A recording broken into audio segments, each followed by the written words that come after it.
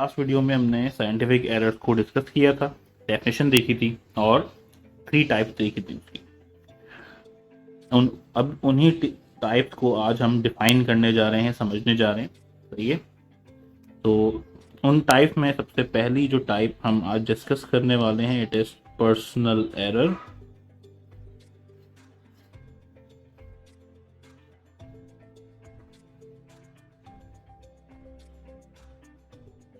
Okay, what is personal error? Basically personal error आपके पास वो error है जो एक्सपेरिमेंट परफॉर्म करने वाले की वजह से आता है। ये कैसे आ सकता है? अब इसमें बहुत सारी वजूहात हो सकती हैं, जैसे कि रीडिंग का गलत पढ़ना। सही है। यानी आपके पास स्केल के ऊपर बहुत माइनर सी ग्रेजुएशन हुई हुई हैं जिसको पढ़ने में थोड़ी सी आपको प्रॉब्लम हो रही है मे बी, तो उसकी रीडिंग को आपने गलत पढ़ लिया। 10 डिविजन्स को 9 डिविजन्स पढ़ लिए, 8 डिविजन्स पढ़ लिए। तो this is very common error in personal error. Okay, और आपके पास और एरर इस सेंस में आ सकते हैं कि आप फॉर्मुलेशन गलत यूज कर लें। फॉर्मुलेशन गलत यूज करने का क्या मतलब है? फॉर एग्जांपल, मुझे सिलेंडर का वॉल्यूम फाइंड आउट करना है, तो फॉर्मूला जो होता है वो आपके पास होता है pi r square l. Maybe मैं एल लिखना भूल जाऊं उसमें, सही है, या स्क्वायर लगाना भूल जाऊं। ओके, या फिर मैं पाई की वैल्यू गलत डाल दूं, तो ओवरऑल एक्सपेरिमेंट विल सक्सेसफुल। आपने बहुत अच्छी परफॉर्मेंस करी, आपने बहुत अच्छा रीडिंग्स निकाली, बट अगेन आपने फॉर्मुलेशन में गलती कर दी, तो ये आपका एरर माना जाएगा और ये एरर पर्सनल एरर है। Okay, simple is that. तो इसको आप डिफाइन कैसे करेंगे? An error occur due to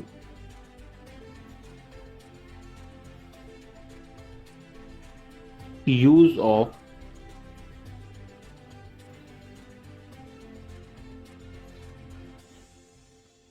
wrong method or formulation is called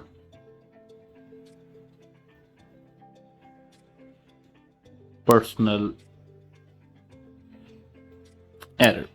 तो बेसिकली ये एरर आपके पास कम से कम आए, इसी वजह से आपके एक्सपेरिमेंट जो प्रैक्टिकल बुक होती है उसमें प्रिकॉशंस दी जाती हैं कि आपने क्या क्या नहीं करना है और किस किस चीज़ का एहतियात रखना है, क्योंकि पर्सनल एरर वाहिद एरर है जो सबसे ज़्यादा अकर होता है। सही, क्योंकि परफॉर्मिंग या इंस्ट्रूमेंट हैंडलिंग इतनी अच्छी नहीं होती है खासतौर पे स्टूडेंट्स की, जिसकी वजह से ये एरर अकर हो जाता है।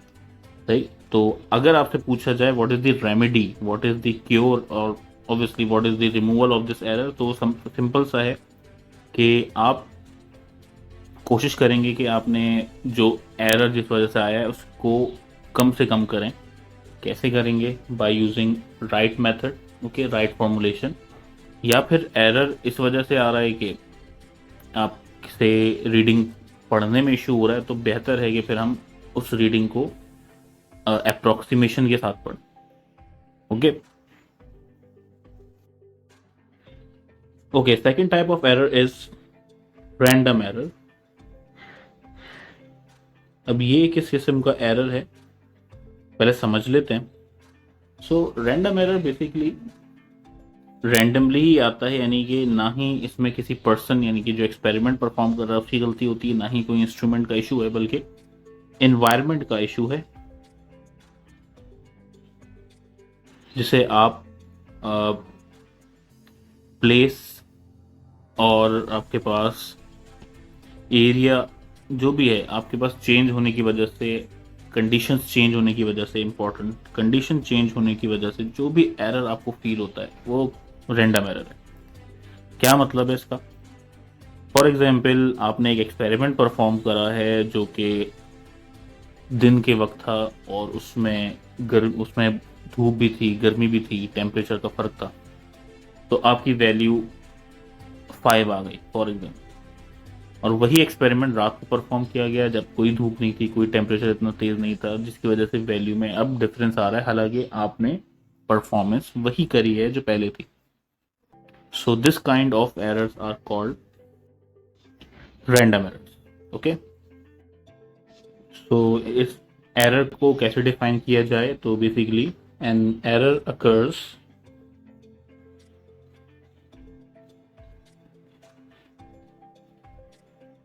Due to change of conditions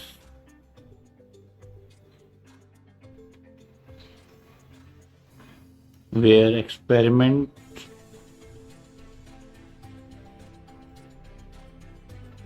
is performed.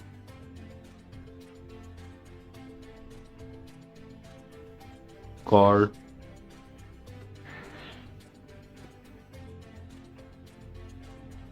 Random error. Okay, तो जहाँ पे एक्सपेरिमेंट परफॉर्म किया गया वहाँ की कंडीशन अगर चेंज हो जाए, कंडीशन के अंदर बहुत सारी फैक्टर्स आ सकते हैं. सही है, वोल्टेज के अप एंड डाउन होने का फैक्टर है, एयर के हाई एंड लो होने का फर्क है, बहुत सारी वजह है आपके पास. सही है, so these kind of error are called random error. Okay, last आपके पास जो हमने टाइप पढ़ी थी which is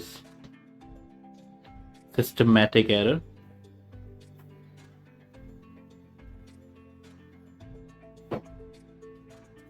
what is systematic error?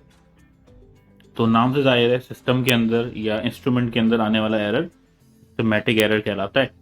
तो किसी भी आपके पास खराब इंस्ट्रूमेंट को इस्तेमाल करना जिसमें पहले से ही कोई मिस्टेक हो, फॉर एग्जांपल कोई मेटल का इंस्ट्रूमेंट है तो उसमें जंग लग गया है, जहाँ खास तौर पे हम vernier caliper screw gauge use करते हैं, या फिर स्क्रू गेज के स्क्रूज आगे पीछे हो जाएं, बहुत ज़्यादा हमने इसको टाइट कर दिया था जिसकी वजह से वो ख़राब हो गया, और इस तरह की चीज़ें. सही है, अगर इंस्ट्रूमेंट में कोई प्रॉब्लम है और फिर एरर आ रहा है, this is called systematic error. तो कैसे डिफाइन करेंगे इसको? N error occurs due to use of faulty instruments. It's called systematic error.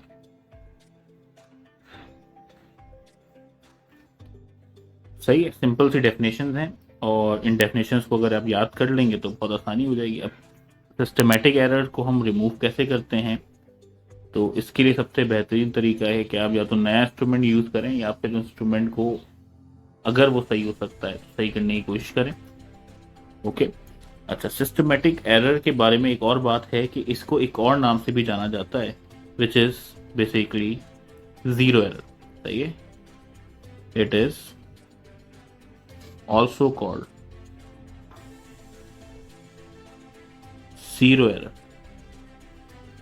यानी जीरो एरर भी कोई चीज है जो सिस्टमैटिक एरर को रिप्रेजेंट करती है. तो जीरो एरर क्या है या कब आता है और किन इंस्ट्रूमेंट्स में आता है, ये हम अपनी नेक्स्ट वीडियो में डिस्कस करेंगे. फिलहाल इतनी बात याद होनी चाहिए कि systematic error is also called zero error.